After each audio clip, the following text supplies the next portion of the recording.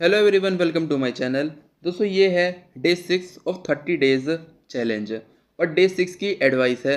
दोस्तों इस एडवाइस में मैं आपको कुछ वाइवा के टिप्स बताऊंगा कि आपको वाइवा में किस किस बातों का ध्यान रखना है, क्योंकि दोस्तों ये ऐसी बातें कोई नहीं बताता और जो कोई नहीं बताता वो बातें आपको इस चैनल पे मिलती है जो आपके एग्ज़ाम के लिए इंपॉर्टेंट होती है। तो वाइवा टिप्स में दोस्तों पहला पॉइंट ये है, जब तक आप टीचर के पास गए नहीं उसके पहले तक आप कुछ भी करो, बस हाँ कुछ गड़बड़ी मत करना, कोई शरारत मत करना। जहाँ पे आराम से बोला जाए वहाँ पे बैठ जाओ, बातें मत करना। लेकिन असली खेल तब स्टार्ट होता है जब आप टीचर के पास बैठ गए हो और टीचर आपसे क्वेश्चन पूछना स्टार्ट कर दे। तब आपको किन बातों का ध्यान रखना है, मैं आपको दोस्तों 4 बातें बताऊंगा। पहली बात, आपको फुल कॉन्फिडेंस के साथ रहना है। दोस्तों ध्यान रखना, मैं फुल एटीट्यूड नहीं बोल रहा हूँ, क्योंकि कॉन्फिडेंस और एटीट्यूड में अंतर होता है। उस टाइम पे गुड मॉर्निंग का टाइम है तो गुड मॉर्निंग, गुड आफ्टरनून का टाइम है तो गुड आफ्टरनून बोल के टीचर से पूछ के आपको जो डेस्क देगा वो चेयर उस पर आपको बैठ जाना है। तो ये हुआ पहला पॉइंट। सेकंड पॉइंट, दोस्तों आपको कंटिन्यूस आई कांटेक्ट को मेंटेन रखना है। अब ध्यान रखना, किसी को घूरना है ना और आई कांटेक्ट रखना दोनों अलग अलग होता है। आई कांटेक्ट में क्या होता है, आपने कुछ सेकंड्स के लिए कहीं और देखा है ना और फिर उसकी आंखों में देखा, तो इस तरीके से आपको आई कांटेक्ट को मेंटेन रखना है। तीसरी बात, आपको जो अपना आंसर देना है, पहले तो जो टीचर क्वेश्चन पूछे उसको अच्छे से सुनना है।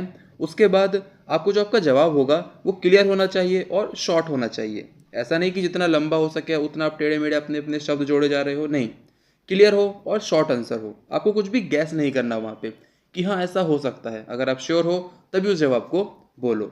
और अगर मान लो आपको नहीं आता तब आपको क्या बोलना है, तो ये है फोर्थ पॉइंट। अगर आपको नहीं आ रहा तो इससे अच्छा कि आप उसको सोचो, छत पे देखो, कि ज़्यादातर ऐसे ही होता है ना, जब आपको आंसर नहीं आता तो हम ऊपर देखने लग जाते हैं, है ना। तो अगर आपको नहीं आ रहा तो आप बोल सकते हो सॉरी सर, सॉरी मैम। इससे क्या होगा, इससे टीचर को मालूम पड़ जाएगा बिना टाइम वेस्ट हुए कि हाँ भाई इस बंदे को नहीं आता, अब वो आपसे अगला क्वेश्चन पूछेगा, है ना।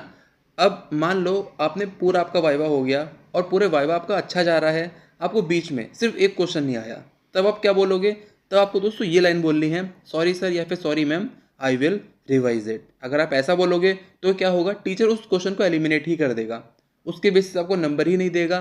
उसके बजाय जो क्वेश्चन वो पूछेगा उसके हिसाब से वो आपको मार्क्स देंगे। तो दोस्तों ये हुआ वाइवा के बातें, आप कुछ कुछ बातें ध्यान रखनी पड़ेंगी।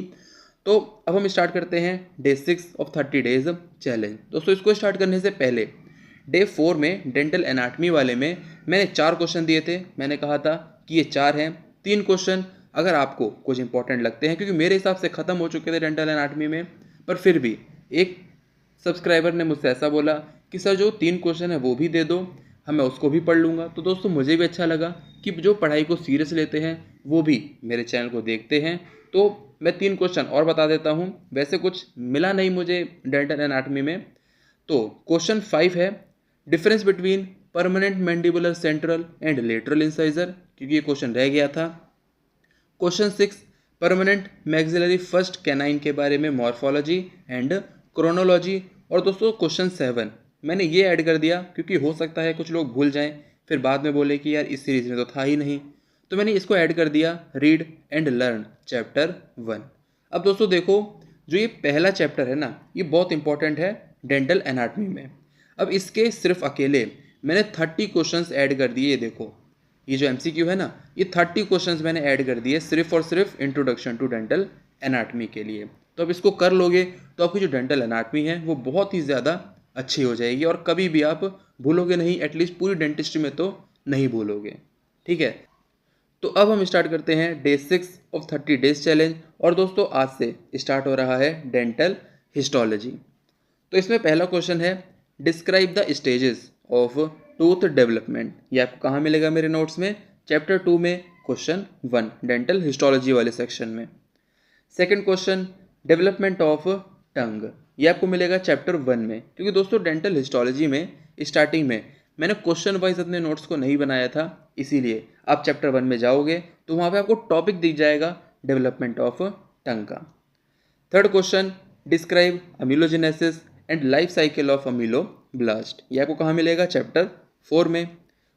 Question 4, describe the cells and fibres of periodontal ligament, chapter 8 के क्वेश्चन 2 में दोस्तों आपको ये मिलेगा। Question 5, write about structural elements of salivary glands and write in detail on the ductal system. ये आपको मिलेगा दोस्तों चैप्टर 10 के क्वेश्चन 3 में। अब दोस्तों जो ये क्वेश्चन है 5 वाला, अगर क्वेश्चन इस तरीके से आता है तब तो आप एक बड़ा लॉन्ग आंसर लिख दोगे, लेकिन कई बार क्या होता है, एग्जामिनर जब एग्ज़ाम को मुश्किल थोड़ा सेट करना चाहता है तो वो क्या करता है, जैसे जो ये स्ट्रक्चरल एलिमेंट्स होते हैं सलाइवरी ग्लैंड्स के, वो कई तरह के होते हैं, 4 से 5 तरह के होते हैं, पर उसमें से कोई एक पूछ लेगा आपको, जैसे कि मायो एपिथेलियल सेल्स।